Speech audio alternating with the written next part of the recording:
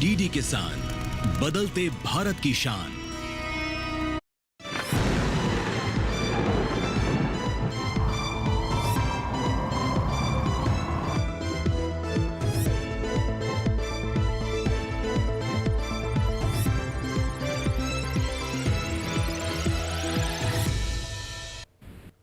नमस्कार, मैं हूं चेतना त्यागी। आप देख रहे हैं दूरदर्शन किसान। मौसम खबर में आप सभी का स्वागत है। मौसम खबर की शुरुआत हम करेंगे 5 बड़ी खबरों से, लेकिन हम आपको ये बता दें कि अगले 24 से 48 घंटों में मौसम कैसा रहेगा, इस बारे में भी हम आपको जानकारी देंगे। और 5 बड़ी खबरें हम आपको बता देते हैं कौन सी हैं। पहली खबर हमें मिल रही है अरुणाचल प्रदेश से। कुछ जगह ओले पड़ने का अनुमान अरुणाचल प्रदेश में जताया जा रहा है। ऐसी खबर हमें मिली है अरुणाचल प्रदेश से।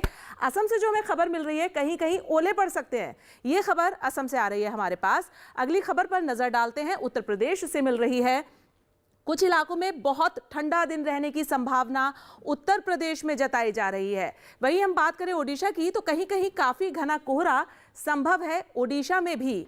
तो ये खबर हमें ओडिशा से मिली। और पंजाब से जो खबर मिल रही है, यहाँ कुछ जगह बहुत घना कोहरा रह सकता है। ऐसी खबर हमें पंजाब से मिली। तो ये तो थी आज की 5 बड़ी खबरें।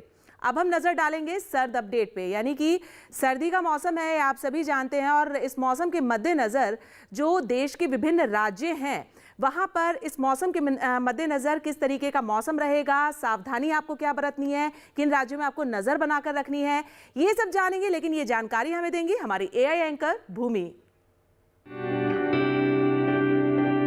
नमस्कार किसान भाइयों और बहनों, आप देख रहे हैं सर्द अपडेट डीडी किसान पर। मैं हूं आपकी एआई एंकर भूमि। आज हम आपको देश भर में होने वाली मौसम की स्थिति की ताजा जानकारी देने जा रहे हैं। उन क्षेत्रों की जानकारी लेते हैं जहां सतर्क रहें। पंजाब, हरियाणा, दिल्ली और ओडिशा में सुबह और रात के समय कहीं कहीं बहुत घना कोहरा रह सकता है। उत्तर प्रदेश में कहीं कहीं बहुत ठंडा दिन रहेगा और सुबह व रात के समय बहुत घना कोहरा छा सकता है। अब उन क्षेत्रों की जानकारी लेते हैं जहां नजर बनाए रखें। हिमाचल प्रदेश, बिहार और उप हिमालयी, पश्चिम बंगाल व सिक्किम में सुबह और रात के समय कहीं कहीं घना कोहरा रह सकता है। अरुणाचल प्रदेश, असम और मेघालय में कहीं कहीं ओले गिरने, गरज और बिजली की चमक के साथ तेज हवाएं हो सकती हैं। नागालैंड, मणिपुर, मिजोरम और त्रिपुरा में कहीं कहीं गरज और बिजली की चमक के साथ तेज हवाएं चलने की संभावना है। यह थी मौसम की ताजा जानकारी। कृपया सुरक्षित रहें। और मौसम खबर में आगे बढ़ेंगे और अब हम बात करेंगे मौसम पूर्वानुमान की, यानी कि अगले 2 दिनों में 24 से 48 घंटों में मौसम कैसा रहेगा, उसके बारे में हम आपको बताएंगे। देश के विभिन्न राज्यों में किस तरीके का मौसम रहने वाला है अगले 2 दिनों में, यह सब हम आपको बताते हैं हमारे सेगमेंट मौसम का पूर्वानुमान में। चलिए शुरुआत करते हैं और आपको बता देते हैं कि अगले 2 दिनों का मौसम कैसा रहने वाला है। शुरुआत गिलगित, श्रीनगर, जम्मू कश्मीर, लेह लद्दाख, हिमाचल प्रदेश, पंजाब, चंडीगढ़, हरियाणा, दिल्ली, पश्चिमी उत्तर प्रदेश और पूर्वी उत्तर प्रदेश। यहाँ बरसात नहीं है अगले 2 दिनों में, लेकिन उत्तराखंड में कहीं कहीं बारिश होगी, ऐसा मौसम का पूर्वानुमान बता रहा है। अगले 2 दिनों का उत्तराखंड में कहीं कहीं बारिश हो सकती है, लेकिन उत्तर भारत के जो राज्य आप देख रहे हैं, यहां अगले 2 दिनों में बरसात नहीं होगी, ऐसा मौसम का पूर्वानुमान कह रहा है। आगे बढ़ते हैं, नजर डालेंगे हम बिहार, झारखंड, ओडिशा, गांगे, पश्चिम बंगाल पर। तो यहां बरसात नहीं है, लेकिन उप हिमालय, पश्चिम बंगाल, सिक्किम और असम, मेघालय, नागालैंड, मणिपुर, मिजोरम, त्रिपुरा में कहीं कहीं बारिश। और अरुणाचल प्रदेश में कई जगह बारिश है। पूर्वोत्तर का राज्य अरुणाचल प्रदेश जो है, वहां पर कई जगह बरसात होगी अगले 2 दिनों में। अंडमान निकोबार में कहीं कहीं बारिश है। और अगर हम बात करें केरल, तमिलनाडु, पुडुचेरी की, तो यहां पर भी अगले 2 दिनों में कहीं कहीं बारिश है, ऐसा मौसम का पूर्वानुमान कह रहा है। लेकिन तटीय आंध्र प्रदेश, तेलंगाना, रायलसीमा और जो दक्षिण भारत के राज्य हैं, भीतरी दक्षिण कर्नाटक, भीतरी उत्तर कर्नाटक, यहां पर बरसात नहीं है अगले 2 दिनों में। चलिए आगे बढ़ते हैं। सौराष्ट्र, कच्छ, दमन दीव, गुजरात, पश्चिमी राजस्थान, पूर्वी राजस्थान, मध्य महाराष्ट्र, कोंकण, गोवा, मराठवाड़ा, पश्चिमी मध्य प्रदेश, विदर्भ, पूर्वी मध्य प्रदेश और छत्तीसगढ़, ये वो राज्य है जहां पर अगले 2 दिनों में बरसात नहीं होगी। ये बारिश का पूर्वानुमान हम आपको बता रहे थे, अगले 2 दिनों का कैसा रहेगा मौसम। अब बात मौसम की चाल की, यानी पिछले 24 घंटों में मौसम कैसा रहा है, कहां बारिश हुई है, कहां कोहरा छाया रहा है, वो बता देते हैं आपको। आप देखिए, गिलगित, श्रीनगर, जम्मू कश्मीर में बारिश हुई है, लद्दाख में बारिश हुई है, पंजाब में बारिश हुई है, लेकिन पूर्वी उत्तर प्रदेश में मौसम बहुत ठंडा रहा है, पाला गिरा है। आप देख सकते हैं पूर्वी उत्तर प्रदेश में पिछले 24 घंटों की मौसम की चाल का हाल हम आपको बता रहे हैं। और जो उत्तर भारत के राज्य हैं वहां पर बारिश भी हुई है। अंडमान निकोबार की आप बात करें, आप देखेंगे तो यहां पर भी बारिश हुई है, लक्षद्वीप में भी बारिश हुई है। तो ये आप देख पा रहे हैं कि पिछले 24 घंटों में अंडमान निकोबार और लक्षद्वीप यहां पर जो है बारिश दर्ज की गई है। तो ये मौसम का पूर्वानुमान आपने देखा और मौसम की चाल आपने देखी। फिलहाल वक्त हो गया यहाँ पर एक छोटे से ब्रेक का, आप कहीं मत जाइएगा, हम तुरंत हाजिर होते हैं।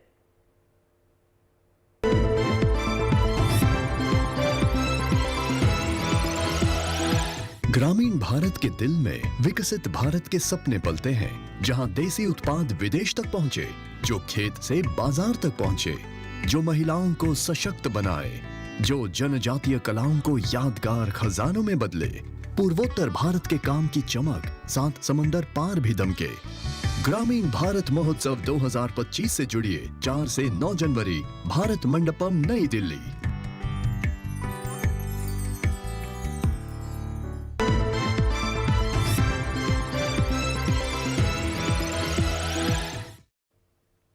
स्वागत है ब्रेक के बाद आप सभी का। आप देख रहे हैं मौसम खबर, और मौसम खबर के इस हिस्से में अब हम आपको बताएंगे तापमान के हाल के बारे में, यानी कि देश के जो विभिन्न राज्य हैं वहां पर अधिकतम और न्यूनतम तापमान क्या रहा है, उसके बारे में हम आपको जानकारी देते हैं अपने सेगमेंट तापमान के हाल में। और चलिए शुरुआत करते हैं और आपको बता देते हैं। सबसे पहले हम न्यूनतम तापमान से शुरुआत करेंगे। आपको बता देते हैं गिलगित, श्रीनगर, जम्मू कश्मीर, लेह लद्दाख और हिमाचल प्रदेश में जो न्यूनतम तापमान रहा है वो 5 डिग्री सेल्सियस से ज्यादा दर्ज किया गया है, जो कि सामान्य की तुलना में ज्यादा रहा है। आगे बढ़ते हैं और हम नजर डालते हैं पंजाब, चंडीगढ़, हरियाणा, दिल्ली, पूर्वी राजस्थान, पश्चिमी राजस्थान और साथ ही उत्तराखंड। तो यहाँ पर 3 से 5 डिग्री सेल्सियस न्यूनतम तापमान जो है वो ज्यादा दर्ज किया गया है। सामान्य की तुलना में न्यूनतम तापमान की स्थिति ज्यादा दर्ज की गई है। आगे बढ़ें और गुजरात की बात करें, साथ ही पश्चिमी मध्य प्रदेश, पश्चिमी उत्तर प्रदेश, पूर्वी मध्य प्रदेश और विदर्भ, ये वो राज्य हैं जहां पर न्यूनतम तापमान 1 से 3 डिग्री सेल्सियस सामान्य की तुलना में ज्यादा दर्ज किया गया है। न्यूनतम तापमान में बढ़ोतरी देखी गई है। अब आप देखें भीतरी उत्तर कर्नाटक, साथ ही भीतरी दक्षिण कर्नाटक, तमिलनाडु, रायलसीमा और पुडुचेरी, तो यहाँ जो न्यूनतम तापमान है वो 1 से 3 डिग्री सेल्सियस कम दर्ज किया गया है। सामान्य की तुलना में न्यूनतम तापमान में कमी दर्ज की गई है। वहीं हम मध्य महाराष्ट्र पर नजर डालें तो यहाँ जो न्यूनतम तापमान है वो 3 से 5 डिग्री सेल्सियस सामान्य की तुलना में ज्यादा दर्ज किया गया है। ये न्यूनतम तापमान आप फिलहाल देख पा रहे हैं। कच्छ और सौराष्ट्र, साथ ही दमनदीप, यहाँ पर 1 से 3 डिग्री सेल्सियस न्यूनतम तापमान कम दर्ज किया गया है। न्यूनतम तापमान में कमी दर्ज की गई है। बात करें अगर हम पश्चिमी राजस्थान के जैसलमेर की, तो जैसलमेर में आप देखें कि सबसे न्यूनतम स्तर पर तापमान दर्ज किया गया है 6.1 डिग्री सेल्सियस। अब हम आगे बढ़ेंगे और बात करेंगे अधिकतम तापमान की। अधिकतम तापमान की शुरुआत करें तो आप देखें गिलगित, श्रीनगर, जम्मू कश्मीर, पंजाब, चंडीगढ़ और लेह लद्दाख, यहाँ जो अधिकतम तापमान है वो 3 से 5 डिग्री सेल्सियस सामान्य की तुलना में ज्यादा दर्ज किया गया है। वहीं हिमाचल प्रदेश और उत्तराखंड, इन 2 राज्यों पर नजर डालेंगे तो आप देखेंगे 5 डिग्री सेल्सियस यहाँ पर अधिकतम तापमान में बढ़ोतरी देखी गई है, जो कि सामान्य की तुलना में बढ़ा हुआ है। चलिए हरियाणा और चंडीगढ़ पर आप नजर डालें तो देखिए अधिकतम तापमान यहाँ का 1 से 3 डिग्री सेल्सियस कम दर्ज किया गया है। सामान्य की तुलना में कमी देखी गई है अधिकतम तापमान में। और बिहार में जो अधिकतम तापमान है वो 5 डिग्री सेल्सियस सामान्य की तुलना में कम रहा है, ऐसा ये तापमान बता रहा है। और आप देखें पूर्वोत्तर के राज्य मेघालय, असम और अरुणाचल प्रदेश, यहाँ पर 3 से 5 डिग्री सेल्सियस अधिकतम तापमान ज्यादा दर्ज किया गया है, यानी अधिकतम तापमान में बढ़ोतरी दर्ज की गई है। वहीं पूर्वोत्तर के राज्य मणिपुर, नागालैंड और मिजोरम, त्रिपुरा, यहाँ 1 से 3 डिग्री सेल्सियस ज्यादा दर्ज किया गया है अधिकतम तापमान। आगे बढ़ते हैं और तेलंगाना और भीतरी उत्तर कर्नाटक, यहाँ अधिकतम तापमान 1 से 3 डिग्री सेल्सियस ज्यादा दर्ज किया गया है। सामान्य की तुलना में अधिकतम तापमान में बढ़ोतरी दर्ज की गई है, बढ़ोतरी देखी गई है। वहीं पश्चिमी मध्य प्रदेश में देखें आप और छत्तीसगढ़ में, तो यहाँ जो अधिकतम तापमान की स्थिति रही है वो 3 से 5 डिग्री सेल्सियस ज्यादा रही है, यानी ज्यादा दर्ज किया गया है अधिकतम तापमान। पूर्वी मध्य प्रदेश की बात करें तो पूर्वी मध्य प्रदेश में 3 से 5 डिग्री सेल्सियस अधिकतम तापमान सामान्य की तुलना में कम दर्ज किया गया है। और केरल के कन्नूर एयरपोर्ट पे 35.2 डिग्री सेल्सियस अधिकतम तापमान दर्ज किया गया है, जो कि अभी तक का सबसे अधिकतम स्तर का तापमान रहा है। तो ये तो देखा आपने अधिकतम और न्यूनतम तापमान। अब जो देश के बचे अन्य राज्य हैं वहां तापमान की क्या स्थिति है उस पर भी नजर डाल लेते हैं।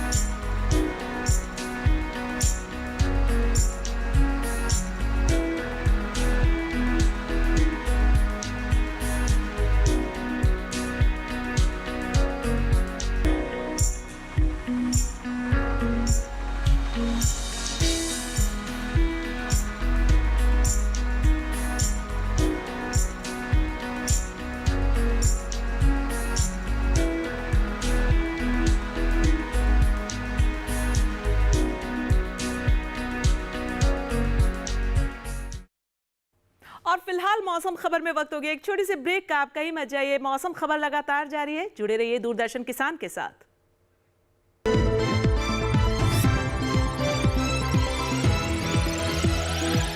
It's another six. रिचार्ज जल्दी रिचार्ज करा। ये क्या किया? मैच तो गया। पेमेंट कैसे करेंगे? टोकनाइज कार्ड से। टोकन? हाँ, ऑनलाइन पेमेंट के लिए आरबीआई लाए हैं टोकनाइजेशन। एक बार कार्ड डिटेल्स, ओटीपी, सीवीवी डालकर टोकन जनरेट कीजिए। कार्ड भी सुरक्षित और बार बार डिटेल्स भरने की नो झंझट। वही सुविधा अधिक सुरक्षित। ऑलराउंडर। वो की मैं। आरबीआई कहता है कि जानकार बनिए, सतर्क रहिए।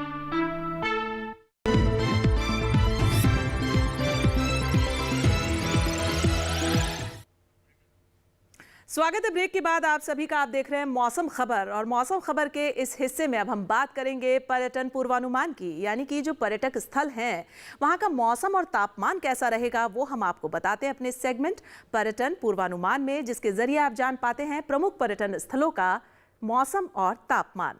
शुरुआत लद्दाख के लेह से। आप देखें, लेह में मंगलवार को बर्फबारी हो सकती है, लेकिन बुधवार से लेकर शुक्रवार तक यहाँ का जो मौसम है वो मिला जुला रहेगा। थोड़ी धूप, थोड़े बादल, कुछ ऐसा मौसम रहेगा। अधिकतम तापमान 2 डिग्री से -2 डिग्री पे जा सकता है, और जो न्यूनतम है वो -7 से -9 डिग्री पर जा सकता है। ऐसा रहेगा कुछ लेह का मौसम और तापमान, कुछ मिला जुला और बर्फबारी भी। हिमाचल प्रदेश के शिमला की हम बात करें तो आप देखें, मंगलवार को तो मौसम यहाँ मिला जुला रहेगा, धूप और बादल, कुछ ऐसा मौसम। लेकिन बुधवार और गुरुवार को मौसम यहाँ खुला रहेगा, धूप खिली रहेगी। शुक्रवार को भी मौसम मिला जुला रहेगा, बादल छाए रहेंगे, थोड़ी धूप भी खिली रहेगी। वहीं अधिकतम तापमान जो है यहाँ का वो 14 डिग्री से 15 डिग्री के बीच में रहेगा, और न्यूनतम तापमान 1 डिग्री से 3 डिग्री और 5 डिग्री के बीच में रह सकता है। तो ऐसा रहेगा शिमला का मौसम तापमान। बात उत्तराखंड के चमोली की करते हैं। चमोली पर आप नजर डालें तो मंगलवार को आप देखेंगे कि यहाँ पर जो मौसम है वो मिला जुला है, लेकिन बुधवार से शुक्रवार तक जो मौसम है वो खिला रहेगा, धूप खिली रहेगी, ऐसा मौसम रहेगा।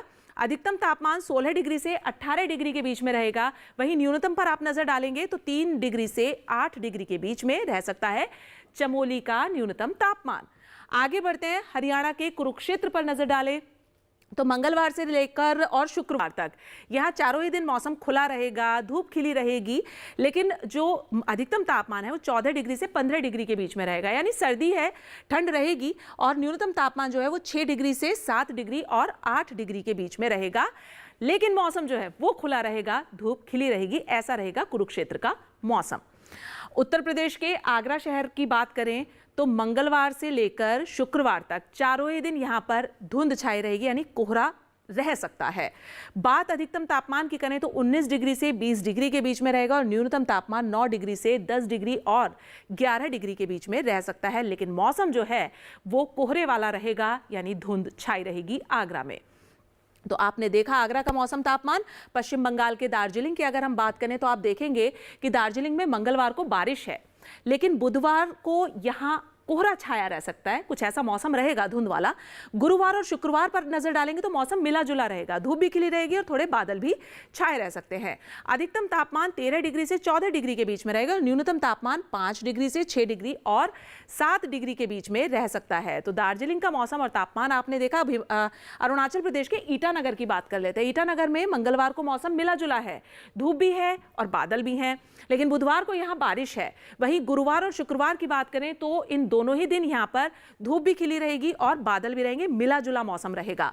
बात अधिकतम तापमान की, चारों ही दिन 20 डिग्री पर रहेगा, और न्यूनतम चारों ही दिन 12 डिग्री पर बना रहेगा, यानी अधिकतम और न्यूनतम तापमान जो है वो एक समान रहेगा। यहाँ तेलंगाना के वारंगल शहर पर नजर डालें तो आप देखेंगे मंगलवार को मौसम मिला जुला है, बुधवार, गुरुवार और शुक्रवार यानी चारों ही दिन यहाँ पर मौसम जो है वो मिला जुला रहेगा, धूप भी खिली रहेगी, थोड़े बादल भी छाए रहेंगे, ऐसा मौसम रहेगा।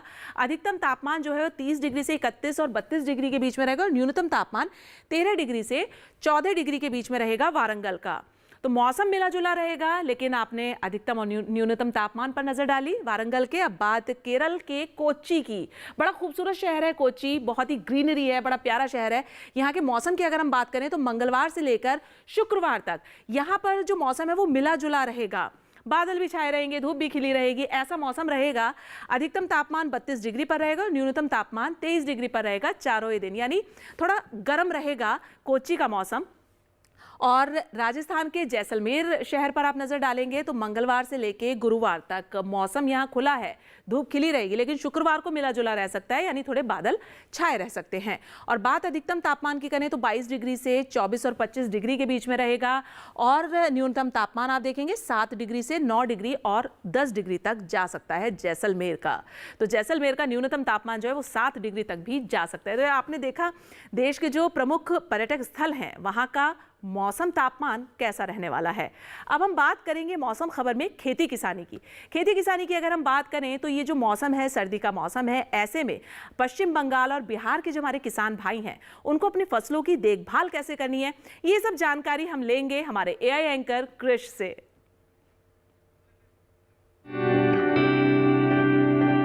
नमस्कार, आप देख रहे हैं डीडी किसान। मैं हूं एआई कृष और आज हम बिहार, पश्चिम बंगाल और गुजरात में होने वाली खेती किसानी से संबंधित सलाहों के बारे में पूरी जानकारी देंगे। उत्तर पूर्वी बिहार के जलोढ़ इलाके में गेहूं की फसल में हल्की सिंचाई करें। दक्षिणी बिहार में भी गेहूं की फसल में सिंचाई की जरूरत है। वहीं बिहार के उत्तर पश्चिमी जलोढ़ मैदानी हिस्सों में प्याज की रोपाई का काम कर सकते हैं। साथ ही पश्चिम बंगाल के पहाड़ी क्षेत्र में मटर के पौधों को सहारा देने का काम करें। पश्चिम बंगाल के तराई इलाके में गेहूं की बुवाई पूरी कर लें। यहां के किसान दलहनी फसलों की बुवाई भी जल्दी पूरी करें। पश्चिम बंगाल के तराई क्षेत्र में सरसों की फसल में हल्की सिंचाई करें। पश्चिम बंगाल के लाल मिट्टी वाले इलाके में किसान बोरो धान की बुवाई पूरी करें। यहां के किसान आलू की फसल में 7 से 10 दिन के अंतराल में हल्की सिंचाई करते रहे। पश्चिम बंगाल के नए जलोढ़ इलाकों में आलू की फसल को झुलसा रोग से बचाएं। अगर कहीं पर झुलसा रोग के लक्षण दिखाई दे तो विशेषज्ञ की सलाह से दवा का छिड़काव करें। उधर उत्तरी गुजरात में ठंडे और शुष्क मौसम में फसलों को ठंड के प्रकोप से बचाने के लिए शाम के समय हल्की सिंचाई करें। उत्तरी सौराष्ट्र के किसान चने की फसल में फूल और फली आने के समय सिंचाई करें। दक्षिणी सौराष्ट्र के किसान गेहूं की फसल में सिंचाई करें। गुजरात के कच्छ वाले इलाकों में पछेती गेहूं की बुवाई पूरी कर लें। गुजरात के उत्तर पश्चिमी क्षेत्र में ठंड और शुष्क मौसम की स्थिति में फसलों में जरूरत के हिसाब से सिंचाई करते रहें। इसी तरह कृषि और किसानों से जुड़ी हर महत्वपूर्ण जानकारी के लिए हमारे साथ जुड़े रहिए और देखते रहिए डीडी किसान। और अब बढ़ेंगे मौसम खबर में आगे और अब हम बात करेंगे आज की फसल की। जी हाँ, आज की फसल में हम आपको बताएंगे बैंगन के बारे में।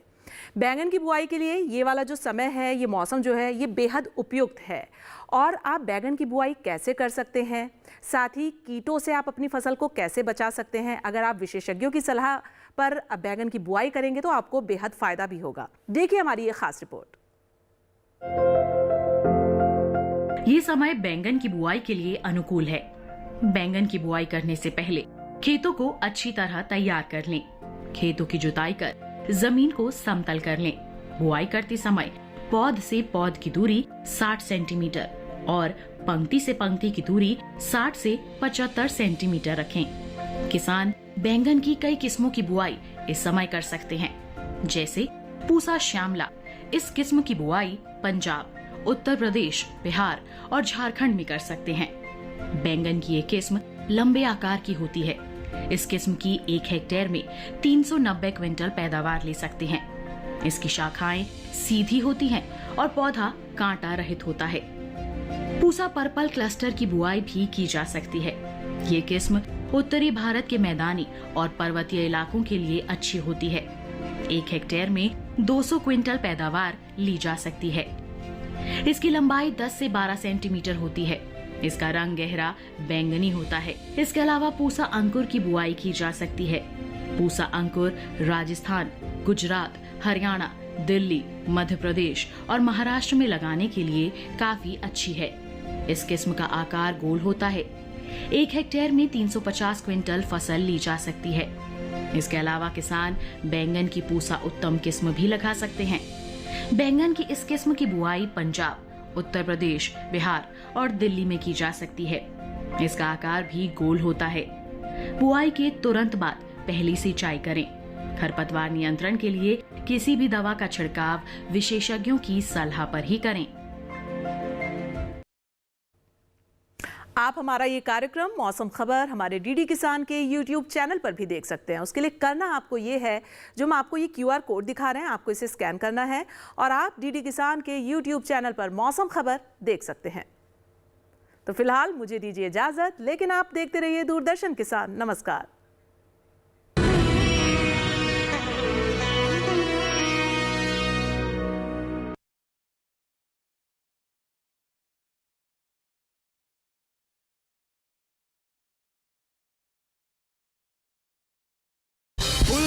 जाना मैं कौन, उल्ला की जाना मैं कौन, everybody, उल्ला की जाना। This time you have just nailed it and you've transformed. आपका वो रूप अलग था और ये रूप अलग है। तेरी गलियां, गलियां, तेरी गलियां। आपकी आवाज वाकई इतनी खूबसूरत और इतनी रोशन है कि वो हर जगह पहुंच रही है।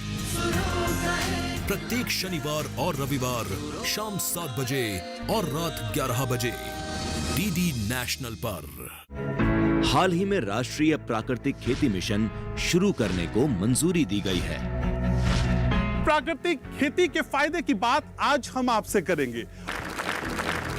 प्राकृतिक खेती का मूल सिद्धांत क्या है? जंगल के पेड़ के किसी भी पत्ते को तोड़ो, उसमें एक भी पोषक तत्व की कमी नहीं मिलेगी। अब खेत आत्मनिर्भर हो जाएगा। आत्मनिर्भर होगा तो वो खाद की मात्रा की जरूरत ही नहीं पड़ेगी। तो इसीलिए जो बागवानी फसलों की उपयोगिता और अधिक हो जाती है, अधिक से अधिक सुरक्षित उत्पाद जो है सबको उपलब्ध करा सके। शहर का पैसा गांव में और गांव का पैसा गांव में, ये प्राकृतिक खेती के द्वारा ही संभव हो सकता है सर। जैसे हमारी मिट्टी है ये जीवित है, अगर हमने इसके अंदर जीवाणुओं को मार दिया तो ये निर्जीव है। प्राकृतिक खेती में हर तरह का जीव है, उसको पनपने का मौका देते हैं। अमरूद प्राकृतिक होने के कारण डबल रेट में फार्म से बिकता है, जो बचता है उसका सिरका बनाते हैं, जो डायबिटीज में रामबाण औषधि है। और ये केमिकल के मंडियों में जाओगे तो ना तो कोई प्रॉफिट है ना कोई मान सम्मान है। मैं सभी भाइयों से ही कह रहा हूँ, मतलब फार्मिंग को, गौ माता को समझो। धन्यवाद। देखिए कार्यक्रम कृषि चौपाल, विज्ञान से किसान तक का दूसरा अंक 11 जनवरी दोपहर 2 बजे सिर्फ दूरदर्शन किसान पर।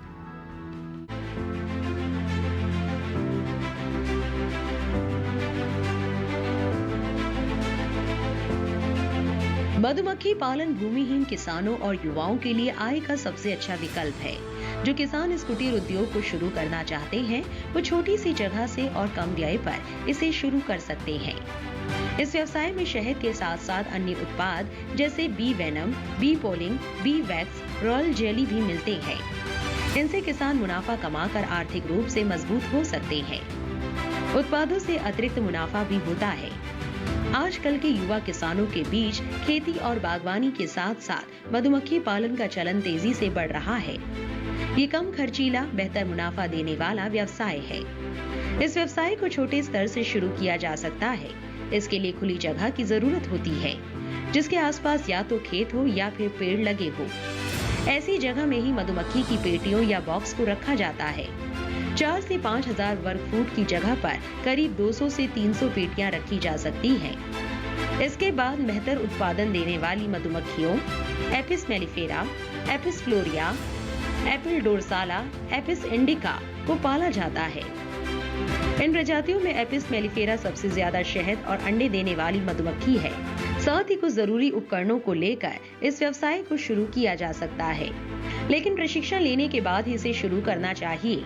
इससे व्यवसाय की हर छोटी सी बड़ी जानकारी हो जाती है, जिसमें मधुमक्खियों की आदतों से लेकर शहद निकालने तक की जानकारी दी जाती है। इसके अलावा राष्ट्रीय कृषि एवं ग्रामीण विकास बैंक द्वारा देश के छोटे और सीमांत किसानों को आत्मनिर्भर बनाने के लिए दीर्घावधि ऋण सुविधा भी दी जाती है। इसका लाभ लेकर हितग्राही आसानी से मधुमक्खी पालन से जुड़ सकते हैं। मधुमक्खी पालन के कई फायदे हैं, जैसे आय व रोजगार के अवसरों में इजाफा होना, कम खर्च में ज्यादा मुनाफे की संभावनाएं होती है। बक्सों को खेतों के बीच रखकर मधु व्यवसाय किया जा सकता है। इसमें भूमि का बहुत कम हिस्सा लगता है। कम उपज वाले खेत से भी मुनाफा लिया जा सकता है। मधुमक्खियां खेती के बाकी विधाओं से प्रतिस्पर्धा नहीं करती। मधुमक्खियों से परागण बढ़ता है और पैदावार में इजाफा भी होता है। इस व्यवसाय को हर वर्ग आसानी से कर सकता है। जहां एक और किसान अपनी आय बढ़ाने की पुरजोर कोशिश में लगे हुए हैं, वहीं सरकार भी किसानों के आत्मनिर्भर होने के लिए हर संभव प्रयास कर रही है। मधुमक्खी पालन में सरकार की ओर से दी जा रही सहायता का लाभ लेकर आसानी से इस व्यवसाय को किया जा सकता है। हाईटेक खेती से सशक्त हो रहा है किसान।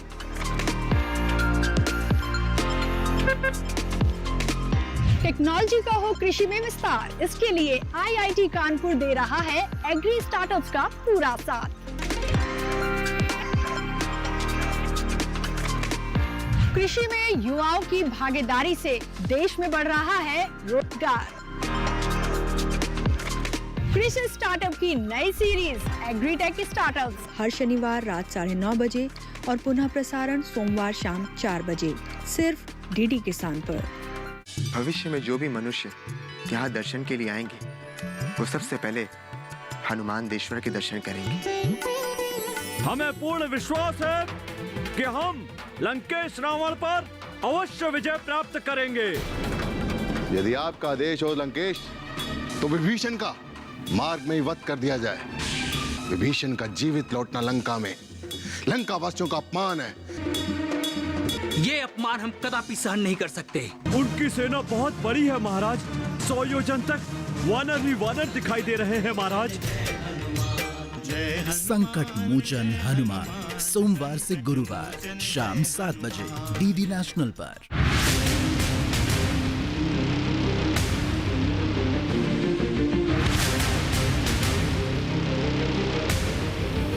जब तपती है धरती, सूरज उगलता है आग, ठंड में जब सर्दी जमा देती सबके हाल, सब छुप जाते अपने अपने घरों में, तब बाहर निकलता सिर्फ एक इंसान, भरने के लिए हम सबका पेट, खून को पसीने की तरह देता बहा, थक जाता, झुलस जाता, हो जाता बीमार, तब उसकी सेहत का ध्यान रखता सिर्फ DD किसान।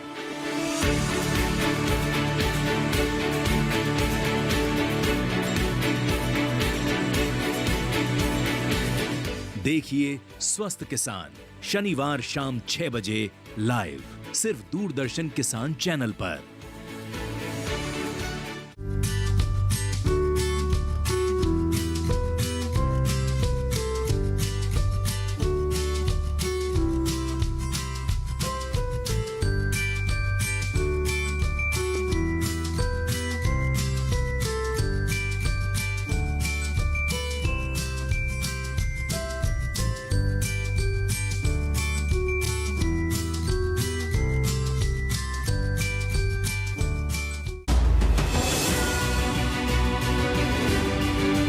एक ऐसा मुकाम जहां जुड़ते हैं कृषि के कई आयाम,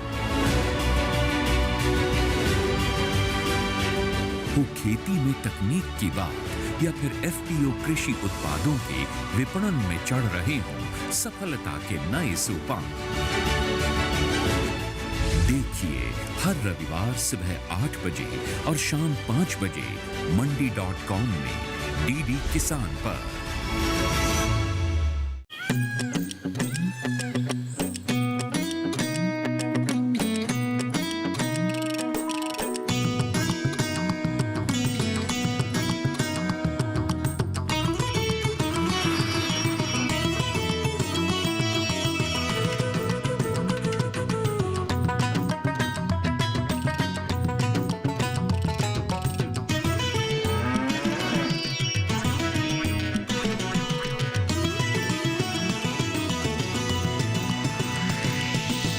DD किसान, बदलते भारत की शान।